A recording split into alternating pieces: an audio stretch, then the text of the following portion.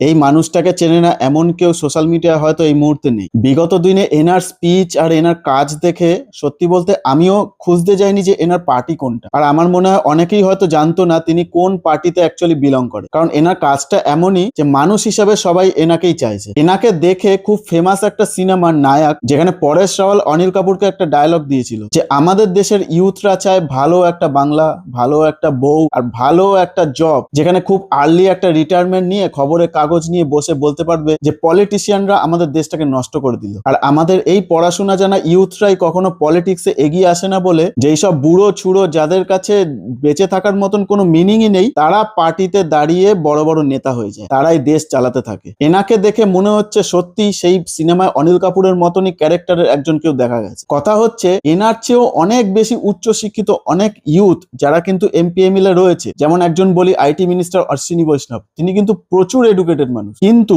দেশ চালাতে গেলে শুধু এডুকেশনটা দরকারি না, দরকারটা হচ্ছে আপনার ইচ্ছা শক্তি। আপনি দেশটাকে কিভাবে দেখেন, আপনার দেশটায় সমস্যা কি আছে, সেই সমস্যাটার গোড়ায় গিয়ে সেটা কিভাবে সলিউশন করা যাবে সেই ইচ্ছাটা পার্লামেন্টের সভায় রাখা, এই ইচ্ছাটা কিন্তু সবার মধ্যে থাকে না। কি মনে হয় এইসব ছোট ছোট প্রবলেম গুলো কেউ জানে না? সবাই জানে, সবাই একটা পার্টির হয়ে বিলং করছে, এই মেন্টালিটি নিয়েই সবাই পার্টিতে রয়েছে যে আমি পার্টিকে রিপ্রেজেন্ট করছি। অ্যাকচুয়ালি সবাই দেখাচ্ছে দেশ চালাচ্ছে, কিন্তু রাষ্ট্রবাদ ভাব কারোর মধ্যে নেই। আর এই জায়গায় অন্য এমপি এমএলএ থেকে এই মানুষটার ডিফারেন্স তৈরি করে। ইনি না রুলিং পার্টিতে আছেন না অপোজিশন পার্টি, আম আদমি পার্টি। এনার কাছে সেই জিনিসটা ভাবার চাইতে বা আমি লিডারের নেতা হতে পারবো বা লিডারের মেন কেউ হতে পারবো, এইসব কিন্তু থিঙ্কিং নিয়ে সে আসেনি। তার কাছে ওপেন মাঠ ছিল, সে সবকিছু যে প্রবলেমটা সেটা সামনে রাখতে পেরেছে। কিন্তু এরকম একজনের দ্বারা কতদিন চলবে? দেখার বিষয় এটা যে এনার মতন এনার সাথ দিতেও কি আরো ইউথরা এগিয়ে আসবে, সে যে পার্টির থেকেই হোক। আপনি যদি দেশকে ঠিক করতে চান বা দেশকে